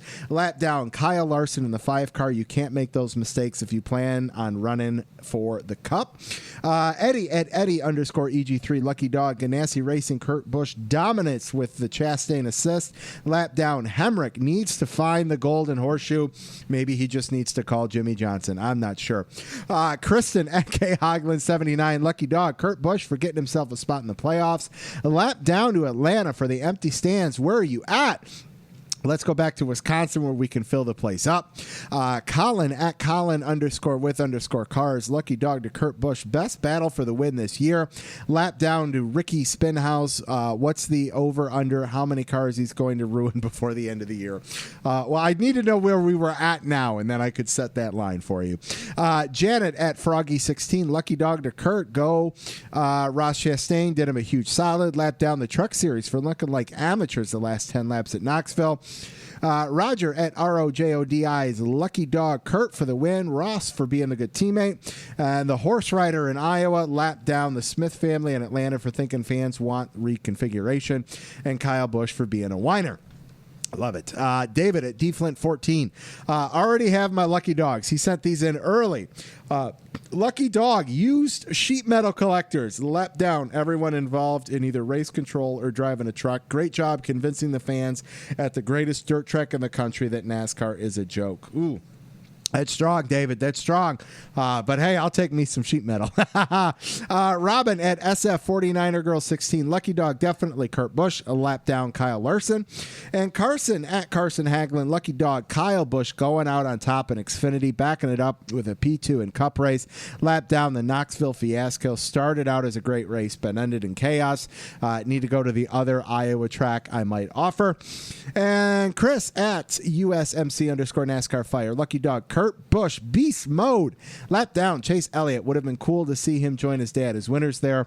And Chris at Chris 4 WF18. Lucky Dog, Kyle Busch with Xfinity win 102 Saturday, backing it up with a second place finish with a stage win. Lap down, Michael Annette not racing Friday in Knoxville, Saturday in Atlanta. Only thing JRM is saying is a reoccurrence of leg injury. He drove just fine Thursday. And last but not least, Ron at R Trader, Lucky Dog Kurt, and lap down Kyle. All right. That is going to do it for this week's Lucky Dog Lap Down picks. You guys came strong this week. I love it.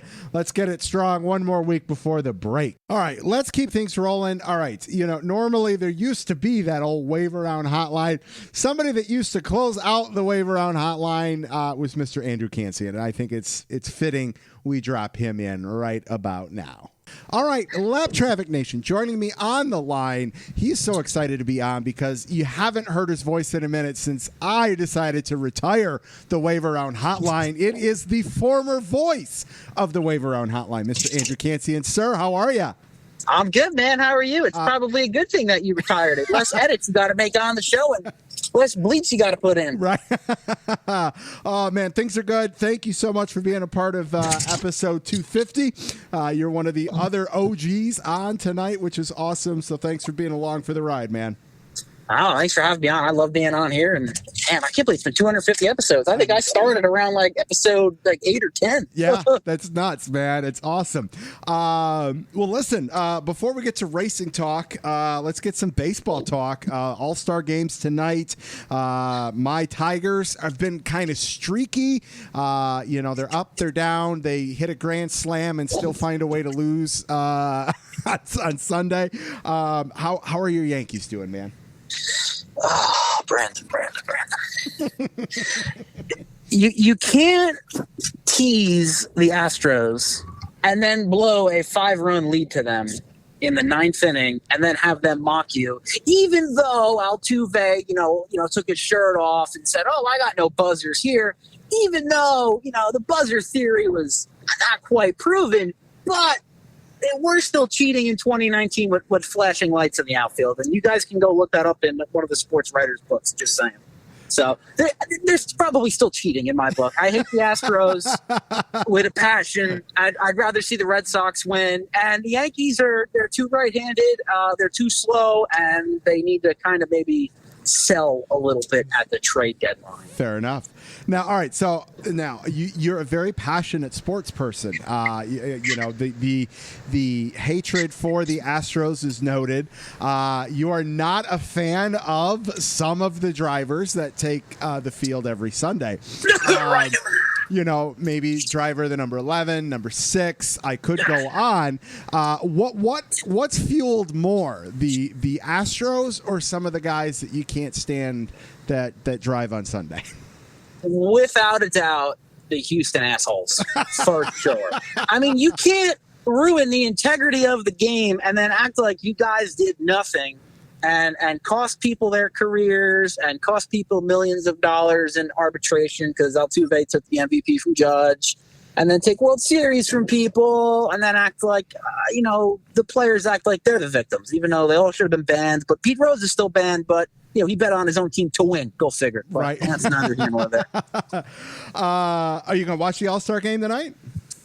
I'll try to get as much in as I can. I mean, I really want to see Shohei Ohtani, man. That guy is so goddamn fun to watch. I mean, what more can you say about him? He's a very good pitcher and an elite hitter.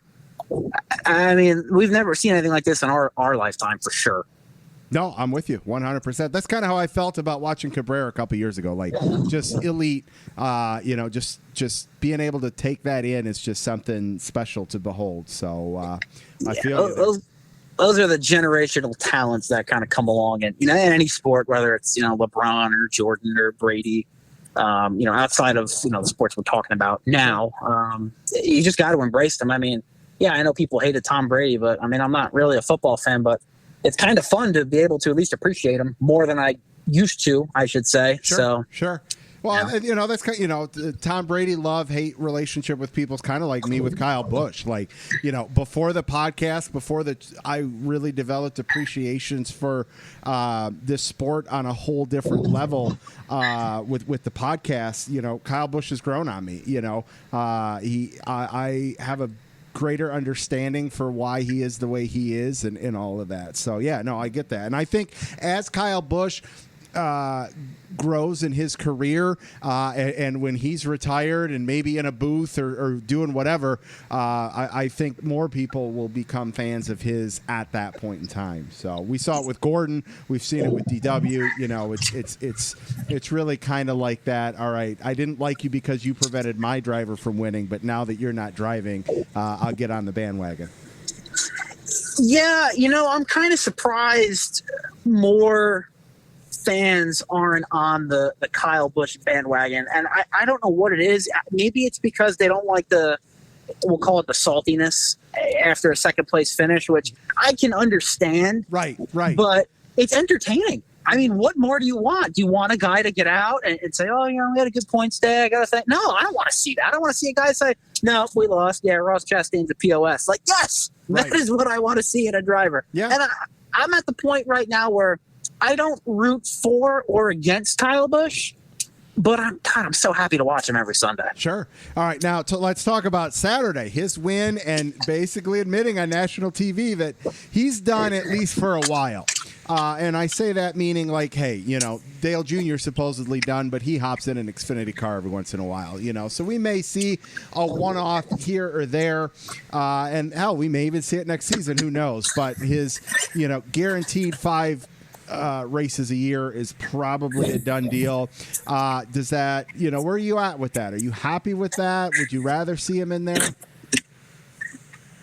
I think back in the early 2010s and late thousands, we'll call it, we saw all these guys just obliterating the Xfinity field.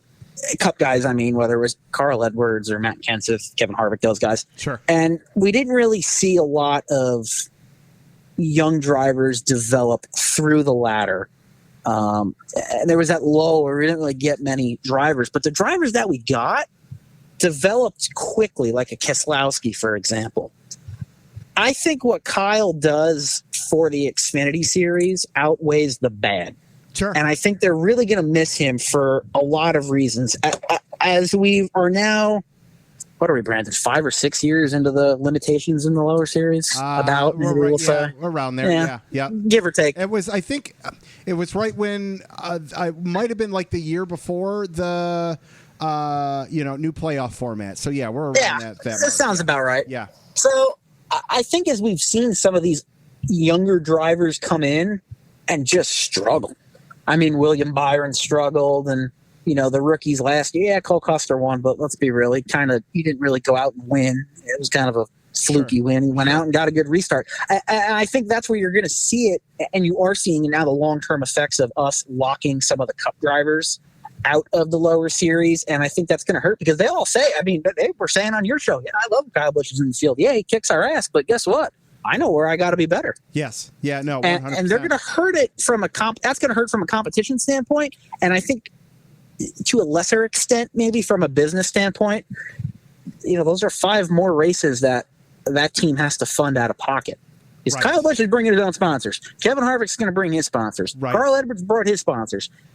And it kind of gave some of those younger guys a chance. Like, how many different drivers did we see drive the Monster or the NASCAR when Kyle wasn't running? Kyle was the one bringing the money. Right. So he gave those guys like Eric Jones and Matt Tifft a chance. Yes. And obviously some panned out better than others, but Right. that's, again, that in every sport. And that's what helps to fund his truck team, which is why we're still going to see him in a truck over in Xfinity, because he's got extra stake in that, in bringing that to the team. And, as much as people may hate on Kyle Busch, what he's doing for the truck series is helping keep the excitement, the name, he's helped keeping the truck series at the forefront there, which, is something to be said about his love for the sport, even though we may not love his approach sometimes. Right. And he's still bringing, 3 or 4, depending on the year, full-time trucks. Yes. Yep. Absolutely. I mean, if you get rid of KBM, what is the truck series? It's GMS and ThorSport, and that's about it. Yes. Yep. So do we really want to go down that road of not having KBM in the truck series? No. So I mean, look what happened with Keselowski ended up getting out of it. We saw what happened. And he didn't want to get out of it. But it was. Just and that's the thing. And look how long it's taken Ford just to get another development deal in the truck series. I mean, how many Ford prospects have come through the trucks to Xfinity level? There really hasn't been any. Austin Cindric, once the BKR, he was the last really Ford driver to come through with the truck program. I mean, Now they got Haley Deegan in there, but has she really lit the world on fire? No. Has Tanner Gray lit the world on fire? No. So I think Ford might be still kind of looking at that a little bit. So, well, and I wonder if maybe with Keselowski's move over to Roush, maybe that's something that comes down the pipe with that, is maybe they look at a developmental truck team there. So very well could be. All right, sir, let's wrap it with this. You're sitting 29th in lap traffic fantasy. Can you crack the top 16 with 5 races to go? You got about 60 points to make up. If I was able to see into the future, I think I would probably look into the lottery numbers before I look into the lap traffic fantasy league. And that's not to say I dislike the lap traffic fantasy league, but the short answer is no. That's awesome. I love it. Oh, that's fantastic. All right, man. Where can everybody follow you on Twitter? Follow me at Racing Cans. You could hear my fun slander of certain drivers, and their one fan likes to go back and forth, and that's neither here nor there, as usual. Fair enough. I love it. All right, man. Well, listen, thank you so much for taking a few minutes. Appreciate you as always. Can't wait to talk to you soon, brother. Thanks, man. I appreciate you having me on, and let's do another 250. I'm okay with that, man. All right, we'll catch you later. Take care. See ya. All right, Lap Traffic Nation, let's close this thing out with a little Lap Traffic fantasy. Just a reminder, get your picks in by 5 o'clock Eastern Standard Time on Thursday. Keep the Twitter interaction up using hashtag LTFantasy. We got 5 more Cup races to go with everything in between before we set our playoff grid for this year's Fantasy League, which I'm very excited about. But right now, joining me on the line, he was the sole winner of Week High this week. You can follow him on Twitter at CamperNewsNet. He was a regular on the Wave Around Hotline. It's Matt Camper. Matt, what's going on, man? How are you? I'm doing great, Brandon. How you doing? I'm awesome, man. Thanks so much for taking some time to call in. Appreciate you. Let's see here, man. Let's start with this. What'd you think of the racing this weekend? The trucks race at Knoxville, Xfinity and Cup at Atlanta. What'd you think this weekend? I did not get a chance to really see the Xfinity series. I was out all day on Saturday, but for the truck race, I catched a glimpse at the end, and just the wrecks. Oh, it's just absolutely just something I've never seen before. It took 4 attempts to green light checker finish, and there was a red flag in there. It was just absolutely just crazy. I'll say a crazy finish to the truck race. And as far as the Cup Series goes, I really thought when it came down to the end, the Busch brothers battling, that was just one heck of a battle. The battle was just incredible. The last 25 laps, that wake turbulence, I really thought Kurt Busch, that lap traffic may have helped Kyle Busch, but Kurt Busch really kept his cool, really got through that very well and was able to win that race. It was just a really incredible finish to the legacy of the existing surface at Atlanta. I've been saying I've really wanted Atlanta to be redone for a while, and I don't know after this one. Does it need to be repaved? Does it not? But I'm really looking forward to seeing what Atlanta has to offer with the new banking coming, and what's 2022 going to offer for Atlanta. Yeah, no, I'm with you there. I'm with you. You know, I think when I think Kyle Busch, he gave it his all when he got to the side of him coming into one of the turns,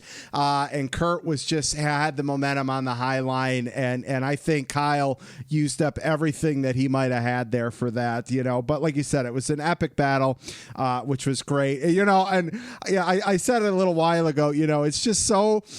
I love the irony in that the week that they talk about doing the repave, they have to stop the race to fix the track, you know. So the irony there was just so perfect for me. So, you know, I'm ready, you know, for the change. Let's see what they've got.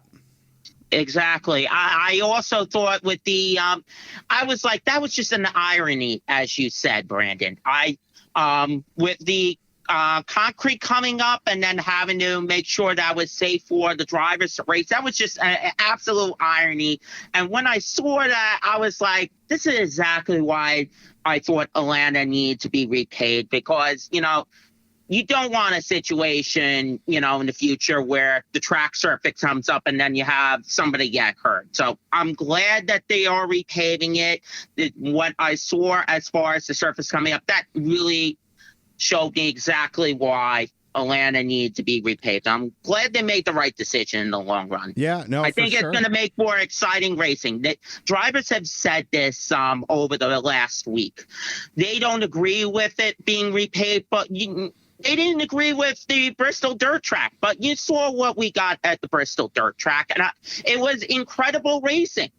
If they thought it would be bad enough at the Bristol dirt, but it turned out to be an incredible race, wait until you see what we are going to see when Atlanta is officially repaved in time for next season. I think it's going to make for incredible racing. Yeah, I love it. Well, one of them wait and see moments for sure. All right, man. Well, let's talk about the picks for this past week, man.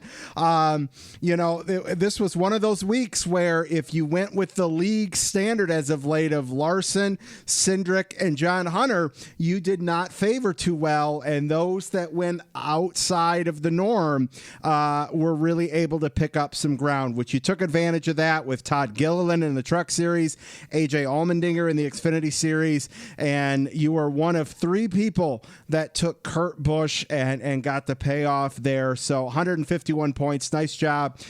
You're sitting 8th in the segment 2 standings and sitting 13th overall. So nice job there.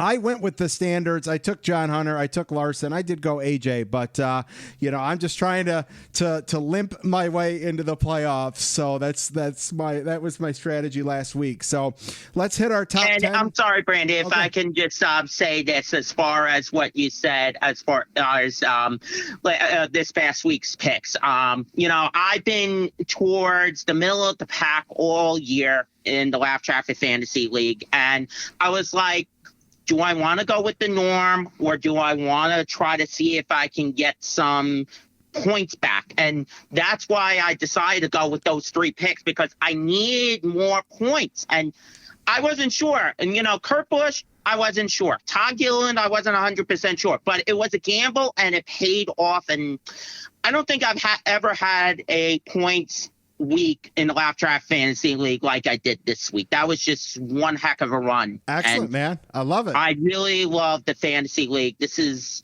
definitely really competitive. I love it. Thank you, sir. All right, let's hit our top 10 in segment 2. Still in first place with 1,001 points, it's Steven from DFS NASCAR. In second with 958 is Kristen Haglund. In third with 956 is Tony Salt. In fourth with 955 is Glenn Atkins. In fifth with 954 is Jeff Bevan. In sixth with 949 is Henry Fletcher. Seventh is Joseph Scampino with 939. Our guest this week, Matt Camper, is in 8th with 937. Stephanie Borges in 9th with 924. And Matthew Miles wraps out the top 10 with 922.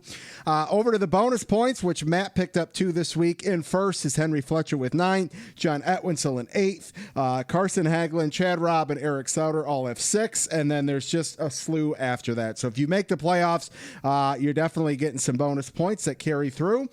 And then over to our cumulative standings, our top 16 in first with 2144 is Henry Fletcher. We got a 2-way tie for second with 2,099 between Jeff Bevan and John Etwinsel. In third is Glenn Atkins with 2,083. In fourth is Jess Rose with 2063. Pete Curvin is in fifth with 2058. Yours truly is in sixth, along with Steven at DFS NASCAR with 2056. Fred Leclerc, 2034. Brad Carnes is in 8th, Josh Neal in 9th, Carson Haglund wraps out the top 10 along with Michael from the Blind Spot Pod, Joe Hewson in 11th, David Mullins 12th, Matt Camper 13th, Charles LaPearl 14th, Michael Roller 15th, and John King in 16th. And what I love is that there's no big gap between anybody. It's pretty close, which is awesome. Matt, what do you say? You ready to make some picks for this week? I am ready, Brandon. All right, Lap Traffic Fantasy players, we are headed to New Hampshire this week. Last race before the 2-week break for the Olympics. Those that didn't take Cindric and Larson last week might have picked up some ground, as the common picks did not pay off this past weekend in Atlanta. Ford has a 3-race win streak at New Hampshire, but 2 of those wins are from the struggling Kevin Harvick. Can Ford pick up its 4th win in a row at New Hampshire? Chevy's last win also came at the hands of Kevin Harvick, who obviously drives for Ford now. You got to go all the way back to Ryan Newman's win in 2011 to have an active Chevy driver that still drives for Chevy. Will Chevy come to play this week and pick up a long overdue win? Can Denny Hamlin get to hold his favorite trophy? Who picks up ground in the league? We'll find out this weekend. But first, it's time for our picks. Matt, we'll start with you. Who is your pick for the Xfinity Series? I am going to go with someone who has had a total of 2 top 10s and 1 top 5 in the last 4 races at New Hampshire, and that is Justin Allgaier. Ooh, sir, I don't know if this is good news or bad news for you, but he is my pick as well this week. So we're both rolling with the 7 in the Xfinity Series. And how about the Cup pick, sir? Who are you going with in the Cup Series? And I am going to go with someone who won at New Hampshire back in 2019, and that is Brad Keselowski. Oh, sir, you and I have mirrored each other's picks. That doesn't happen too often. We're either gonna be looking like we know what we're doing, or I hope I don't jinx you, sir. So if you need to make a change, because those are mine as well, I totally understand. All right, Matt. Well, listen, hey, man, I'm glad you were able to be on this week. Thanks for being a part of episode 250. Good luck this week, and good luck the rest of the season. Thank you, Brandon, and congratulations to you on your 250th episode. Appreciate you, everyone. Go follow Matt at Camper News Net. Matt, we'll catch you soon, man. Okay, take care, Brandon. See ya. All right. Lap Traffic Nation, it's time to close this thing out. We already did fantasy. Normally we close things out with fantasy, but it's episode 250. It's a special occasion. It's a milestone show, and anytime there is a milestone, this gentleman is going to be on the show. Lap Traffic Nation, joining me on the line, making his 18th appearance. You know who it is. It is the Orange Cone. Cone, what's up, brother?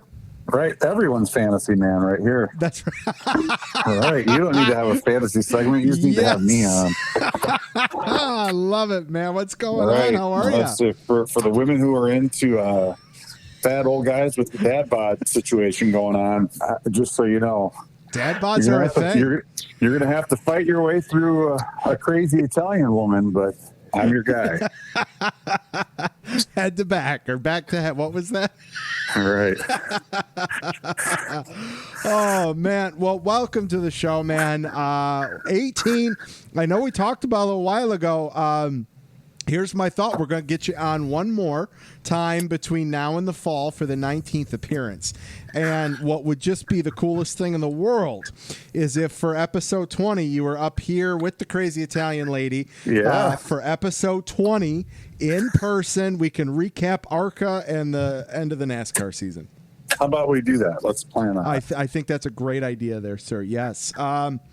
Well, listen, man, episode 250, you were the first guest ever on the show back on episode 10. Here you are 240 shows later on episode 250. Thank you so much, man. No, thanks for letting me come on and talk racing all these times. It's one of my favorite things to do. And, you know, listening to the way the show has grown over the last several years has been a real treat. You know, I remember the early days, and it was a very fan-oriented, you know, and there's a level of professionalism here, Brandon, that wasn't there, you know, back in the day. I appreciate that, and man. To listen to your show grow and to see the reception that it's gotten from others in the industry has been a lot of fun to see, pal. Well, thank you. Congrats on show 250. Thank you so much, man. Oh, I got goosebumps. Thank you. Well, listen, man, let's talk a little ARCA. You guys had a slow start to the season, and that was because you guys like 2 weeks on, 2 weeks off, 3 weeks off, but you guys are in full throttle. You know what's been going on? So we did have a slow start to the year. Our business model is still very ticket revenue oriented, and we kind of had a feeling that if we just waited towards the second half of the year that, you know, the country was going to get it together and kind of get the vaccination deal going, and the vaccine or the infection rates were going to kind of chill out a little bit. And, you know, that's what's happened. And obviously the country is well underway of reopening, and people are coming out to live events. And you know what? They've been dying to come out to live events. I mean, there is a huge demand for it.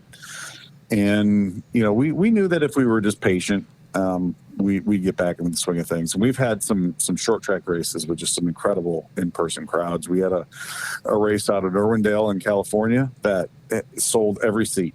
6,000 fans out there to watch an ARCA Menards West race. And, you know, it's great to see. But yeah, we're a little behind as far as the rest of the racing series with our points battles, and, you know, we're closing in on the midway point of our year, and it's going to be a very busy next couple of months. I think I've got one full weekend off between now and the middle of October. So, yeah, but this is what we're here for. We're here to go racing, and we've had a pretty good season to this point. Ty Gibbs and Corey Heim are just putting on a clinic, and, you know, you might think that it might get a little boring, you know, which of them is going to win, but, you know, they seem to find a way to make it exciting every weekend. So we're enjoying a pretty good championship battle between those two, and seeing the likes of Gracie Trotter and Jesse Love and Drew Dollar and all the other young up and coming drivers, Daniel Dye, Jack Wood. There's a lot of talent that's making its way through the ARCA Menard series right now. Absolutely. And I've had the privilege of having some of these guys on, Drew Dollar, Mason Diaz, and that's just to name a couple off the top of my head that come to mind. And I tell you what, and I know I've told you this on the show, the poise that some of these young guys have and gals in the ARCA series for being as young as some of them are is just incredible how they carry themselves. They know that this is their potential ticket to the big times, and they want to carry themselves as with high regard as possible. And I've been impressed with how most 17, 18-year-olds, their heads down in their phone, and and it's but they're articulate. They're able to have a conversation, which is awesome. So that's a testament, I'm sure, to you and your staff over there in terms of coaching these guys up to have great interviews, to get their name and their face out there, which is awesome. Well, we don't have to do a whole lot of coaching, believe it or not. Most of these kids come to us pretty well trained. A lot of them have known from the time they were 5, 6, 7 years old that this is what they want to do. They've watched YouTube. They know how they're supposed to act. Some of them have gone through media training through their partners at Toyota or their respective manufacturers. From time to time, we do give them some pointers. But I think, in particular, a kid like Ty Gibbs, who started with us when he was, not even 16 years of age, to see where he has come in the last 2 years. Just a tremendous amount of progress. And, obviously we can't take all the credit there. We take very little of the credit as far as his interview skills, but he really has come a long way. It's 2 years when you're 18 years old. 2 years is a long time. Absolutely. Absolutely. Yeah, that frontal cortex lobe thing, whatever, is still developing and growing there. Absolutely. Yep. So he's grown up a lot in the last couple of years, as has Corey Heim. And, we're the next couple that I'm really looking at, and I'm very high on. I had the pleasure of working with them all year last year out on the West. Jesse Love and Gracie Trotter. I just think the world of these two. I think they're great race car drivers. I think they're great young kids. They both finished second and third last week at Elko, and I'm looking for some really big things out of them here in the next couple of weeks as we go short track racing. Well, awesome. Let's get them on the show some point down the road let's here, do it, sir. Man. Let's do it. Let's see here. Let's switch gears a minute. Speaking of kids and growing up, man, I've known you a while now, and the mini cones. I saw a picture on social media. They're not so mini anymore, they're are they? As tall as me.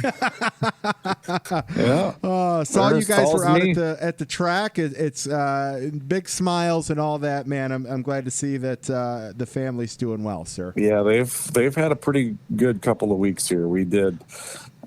We've done a night of destruction at Toledo Speedway. We've done some Flat Rock Speedway, late model races. We've done ARCA at Toledo. We've done, a couple of dirt races down at Eldora. We're going to go to Eldora again tomorrow night. We did the Redbud 400 at Anderson last night. We're going to go to Berlin for ARCA racing on Saturday.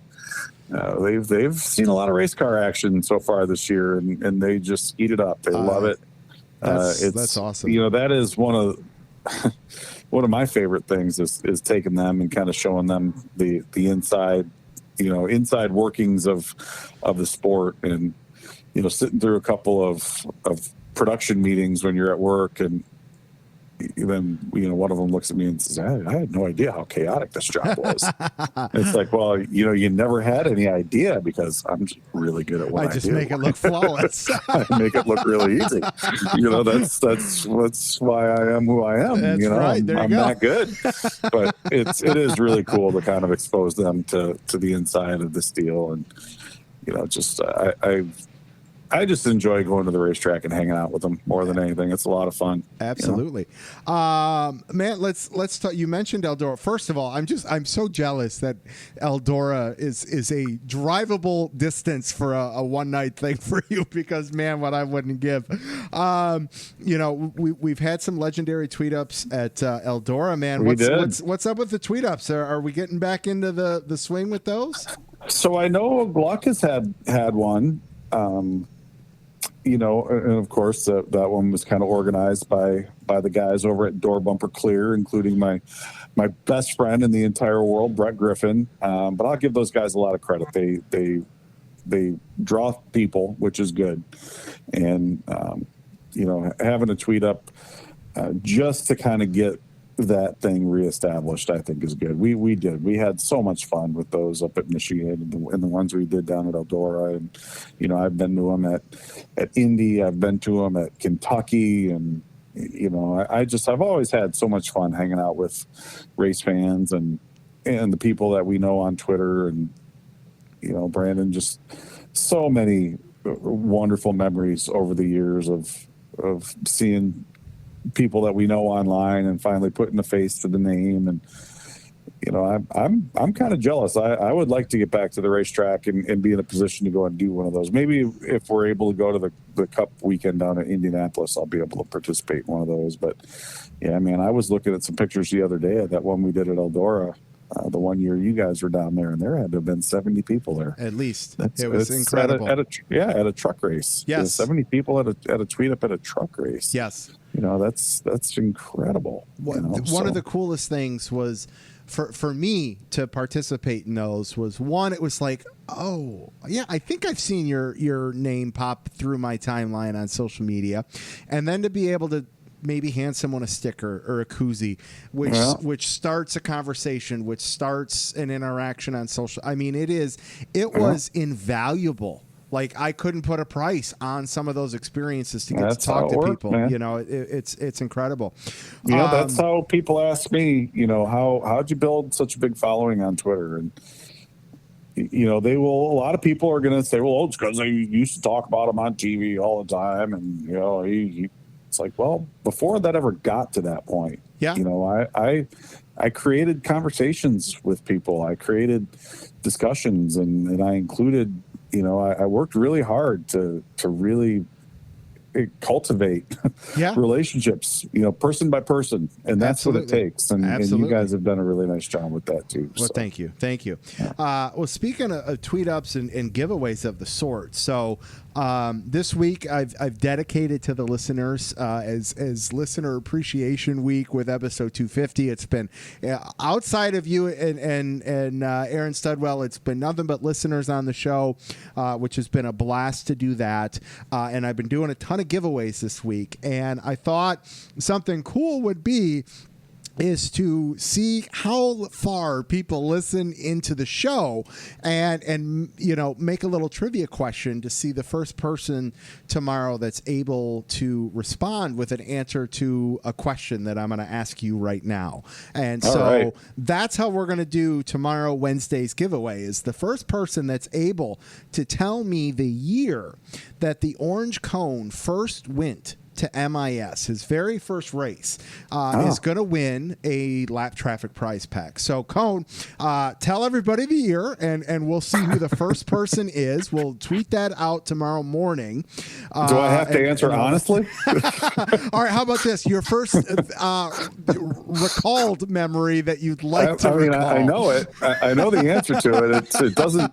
It makes me seem like an old man. That's for sure. So the first time I ever went to MIS, my dad, when I was a kid, worked for Champion Sparkplug, so we would get tickets to go watch the Champion Sparkplug 400 up at Michigan.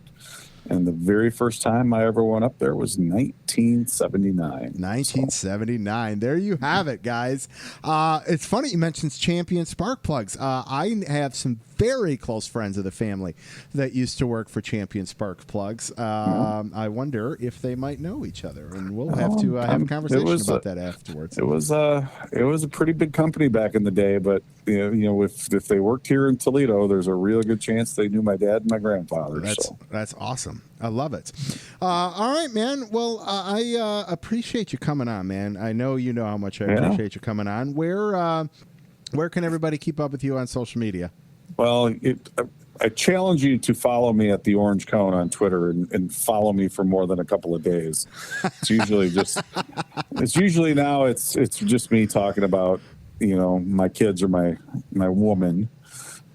We don't really talk a whole lot of racing there anymore, but every now and then we'll get into some racing stuff. But life just is pretty busy with the full-time job to keep up with the Twitter account. But I got to tell you, I read it every day. I go through. I try to respond as I can to folks. It's obviously not what it once was, but I still really do enjoy it and have truly created so many lasting memories and great friendships. And it's put me in a position to do some really, really cool things and meet some really cool people. And who would have thought that someone would want to talk to an idiot who runs a Twitter account for freaking traffic cone 20 times. Right. It's nuts. Well, it's all right. So now this is really going a long road down memory lane here.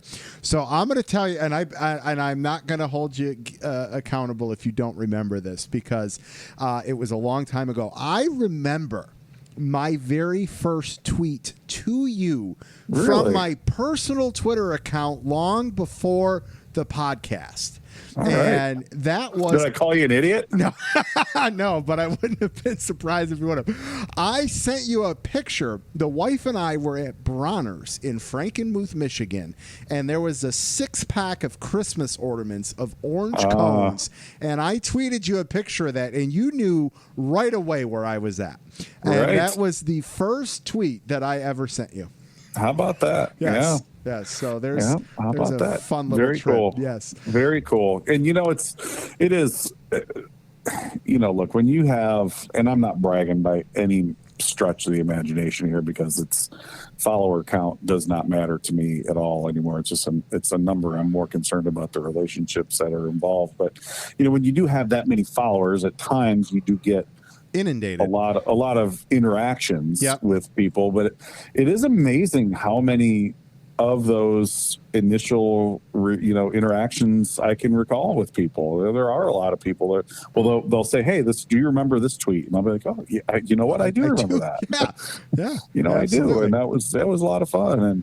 And man, it's been a lot of fun. And 250 shows, man, that's a lot. It is. There are a lot of people who haven't stuck around that long. It's good for you guys, and it's quite a milestone. And like I said, I know there are a lot of you guys have a lot of drivers on here now, and I don't think that was even a pipe dream back in the day when you first started this thing. So it's not at all. It's really come a long way, man. You got to be proud of it. I am. Thank you so much, man. Lapped Traffic Nation. Make sure you go follow the Orange Cone at the Orange Cone. And I think you'd probably rather you tune in to an ARCA Menards race on TV. Come to one. All that good stuff. Yes, for sure. Come to a short track race. You get to hear me work the PA at those things. Yes. We have a lot of fun. I got to tell you, man, we had a great crowd up at Elko last weekend, and we were getting ready to go live on MAV TV, and they've got those big metal grandstands, and I had the people stomping their feet and making noise for TV, and they give the command to fire engines, and completely unprompted they just start cheering, and it just gave me chills to hear those people get that excited over the command to start engines. It almost felt like we were at a cup race there for a little bit. I love it. Yeah. All right, man. Well, I will let you go. Great to catch up with you, and look forward to talking to you real soon, man. You got it, pal. Look forward to coming up and doing one in studio with you. 2 away, man. 2 away. You got it. All right, man. We'll catch you later. Well, Lab Traffic Nation, I did not think this one was going to go 2 hours. I apologize. Next week's show is going to be short, and I'm going to take a couple weeks off. So, hey, get you a long one now, and we'll get back to normal later. Man, huge thank you to everybody that was a part of episode 250 tonight. I got to tell you guys, this was so incredible, so much fun. I was so excited to get to talk to a lot of you guys. Oh man, just words cannot describe what that means. That's gonna do it if you haven't figured that out for episode 250, make sure you check out the website, thelabtrafficpodcast.com, Facebook, The Lab Traffic Podcast, Twitter, at Lab Traffic PC, TikTok, Twitch, Instagram, Twitter, all at Lab Traffic PC. Huge thanks to Aaron Studwell, Scott Wagner, Mick Rose, Andrew Khantzian, Matt Camper, Jumpy Bob, the guys over at the Lugs podcast, the Orange Cone, and of course, a huge thank you to my wife, as I've mentioned a couple times tonight on the show, who is just so supportive and encourages me to do this on a weekly basis, because without that, I probably wouldn't be here. So huge thank you to Lindsay. Next week, working on somebody for that. Don't get caught chasing the lucky dog. Make sure you tune in each and every week to the Lab Traffic Podcast. See ya!